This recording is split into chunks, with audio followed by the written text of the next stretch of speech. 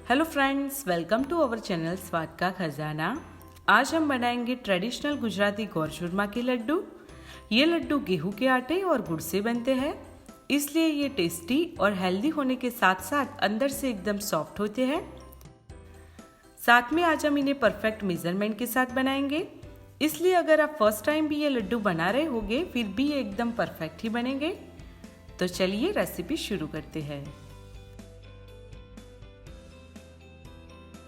तो लड्डू बनाने के लिए लेंगे 2 कप गेहूं का आटा। तो यहाँ पे मैंने बाखरी बनाने में जो आटा यूज करते हैं वो ही लिया है, जो कि हल्का दरदरा है। फिर 2 कप गेहूं के आटे के साथ लेंगे 2 बड़ी चम्मच बेसन और 4 बड़ी चम्मच सूजी। फिर सारे ड्राई इंग्रेडिएंट को एक बार मिक्स कर लेंगे। वैसे तो आप ये लड्डू सिर्फ गेहूं के आटे से भी बना सकते हैं, पर बेसन और सूजी ऐड करने से लड्डू का टेस्ट और टेक्सचर दोनों ही अच्छे आएंगे। अब बारी आती है इसमें मोयन की। तो इस लड्डू पे हम मोयन में घी डालेंगे। तो यहाँ पे मैंने 1/4 कप घी लिया है। अब थोड़ा थोड़ा घी डालते जाएंगे और आटे को मिक्स करते जाएंगे। आटे में से मुट्ठी बन पाए इतना मोयन हमें मिलाना है।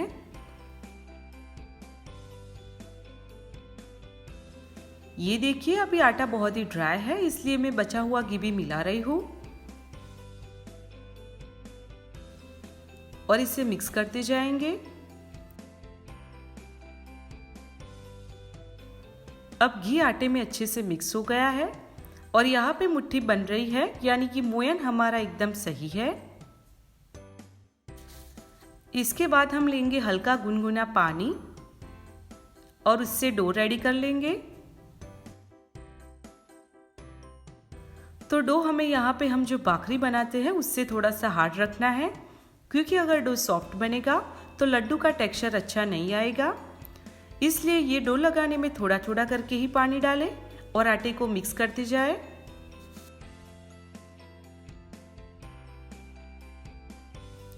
तो डो हमारा अब लग गया है और आप देख सकते हैं डो थोड़ा सा हार्ड है। इसके बाद डो में से मुठिए बनाएंगे। तो उसके लिए थोड़ा सा डो हाथ में लेके इन्हें इस तरह से प्रेस करेंगे।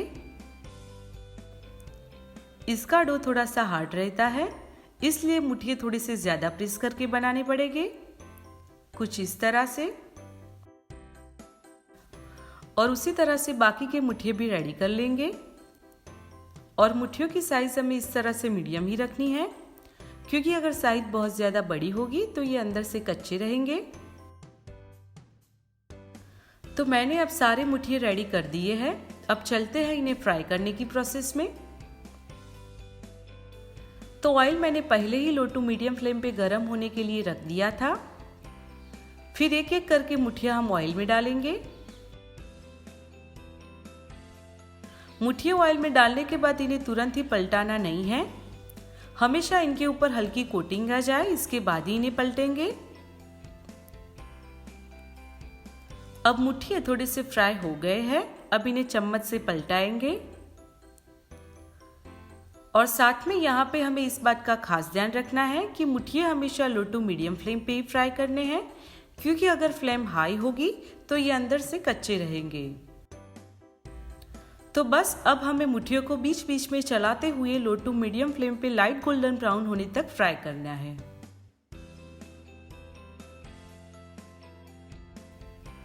अब मुट्ठियों के ऊपर बहुत ही अच्छा कलर आ गया है, इन्हें ऑयल में से निकाल लेंगे। ये थोड़े से भारी होते हैं, इसलिए इन्हें ध्यान से निकालें।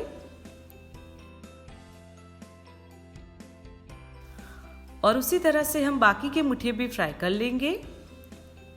इस बार मैं बाकी के बचे सारे मुट्ठिए ऑयल में डाल रही हूं। तो इन्हें भी हम बीच बीच में चलाते हुए लाइट गोल्डन ब्राउन होने तक फ्राई कर लेंगे। तो लगभग 5 से 6 मिनट के बाद मुट्ठियों का कलर चेंज हो गया है, इन्हें ऑयल में से निकाल लेंगे। और मुट्ठियों के ऊपर जो इस तरह से क्रैक्स आ जाती है वो एकदम नॉर्मल है।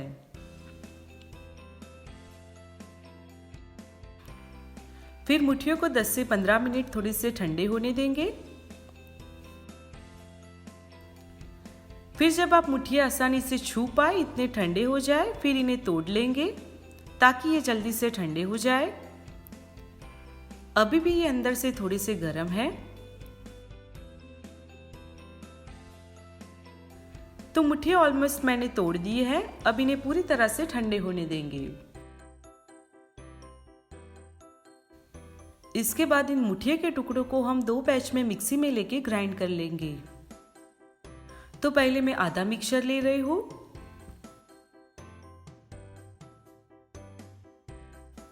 तो टुकड़े हमारे अच्छे से ग्राइंड हो चुके हैं और एक बार चम्मच चला के भी चेक कर लेंगे ताकि अगर कोई भी टुकड़े रह गए हो तो उन्हें हम दोबारा ग्राइंड कर सके, क्योंकि चूरमा का टेक्सचर इस तरह से इवन होना चाहिए।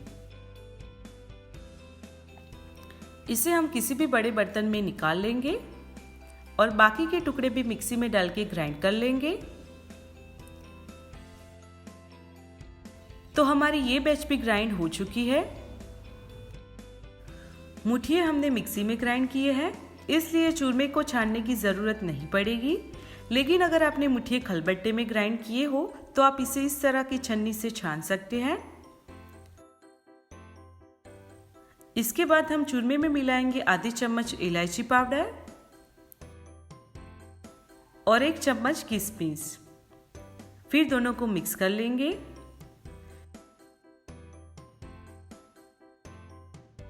इसके बाद किसी भी पैन या फिर कढ़ाई में लेंगे 3/4 कप घी। फिर जब घी हल्का मेल्ट हो जाए तब डालेंगे 1 कप ग्रेट किया हुआ गुड़। यानी कि आप जितना गेहूं का आटा लेते हो उससे आधा आपको गुड़ लेना है। तो यहाँ पे हमें गुड़ को पकाना नहीं है, बस लो टू मीडियम फ्लेम रख के गुड़ को जस्ट हमें मेल्ट करना है ताकि ये चूरमे में मिक्स हो जाए।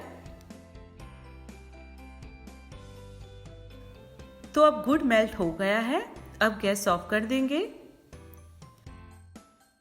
फिर तुरंत ही गुड़ और घी को चूरमे में मिला लेंगे। अभी घी और गुड़ गर्म है, इसलिए पहले चम्मच से मिक्स कर लेंगे। तो यहाँ पे इस बात का खास ध्यान रखें कि गुड़ मेल्ट होने के बाद तुरंत ही गुड़ को चूरमे में मिला देना है और साथ में गुड़ को ज्यादा भी पकाना नहीं है, वरना लड्डू बिखर जाएंगे। अब चूरमे को हाथ से मिक्स कर लेंगे। आप किशमिश के अलावा काजू और बादाम भी घी में हल्के फ्राई करके डाल सकते हैं और साथ में थोड़ा सा जायफल भी ग्रेट करके डाल सकते हैं। फिर सारी चीजें मिक्स होने के बाद इस तरह से मुट्ठी बना के देखें तो अभी भी ये बिखर रहा है, यानी कि ये अच्छे से बाइंड नहीं हो रहा। मतलब कि लड्डू बनाने के लिए अभी ये सही टेक्सचर नहीं है, इसलिए थोड़ा और घी मिलाएंगे। तो मैंने यहाँ पे 4 चम्मच घी लिया है। फिर थोड़ा थोड़ा घी मिलाएंगे और चूरमे को मिक्स करते जाएंगे। तो पहले मैंने 3/4 कप घी लिया था और अब मैंने 4 चम्मच यानी कि 1/4 कप घी लिया है। यानी कि लड्डू बनाने के लिए टोटल 1 कप घी लगा है। अब आप देख सकते हैं चूरमा अच्छे से बाइंड हो रहा है, यानी कि लड्डू बनाने के लिए मिक्सचर हमारा तैयार है। फिर आपको जिस किसी भी साइज के लड्डू पसंद हो उतना चूरमा लेके लड्डू जैसा शेप दे देंगे। तो यहाँ पे हमने 2 कप गेहूं का आटा, 1 कप गुड़ और 1 कप घी लिया है। यानी कि जितना आप गेहूं का आटा लेंगे उससे आधा आपको घी और गुड़ लेना है। तो है ना एकदम इजी मेजरमेंट। लेकिन अगर आपको घी कम पसंद हो तो आप घी की क्वांटिटी थोड़ी कम भी ले सकते हैं। तो यहाँ पे हमारा लड्डू बन गया है। तो लग रहा है ना एकदम मजेदार। तो इतने मेजरमेंट में से मैंने टोटल मीडियम साइज के 8 लड्डू बनाए हैं। फिर लड्डू के ऊपर इस तरह से खसखस लगा देंगे।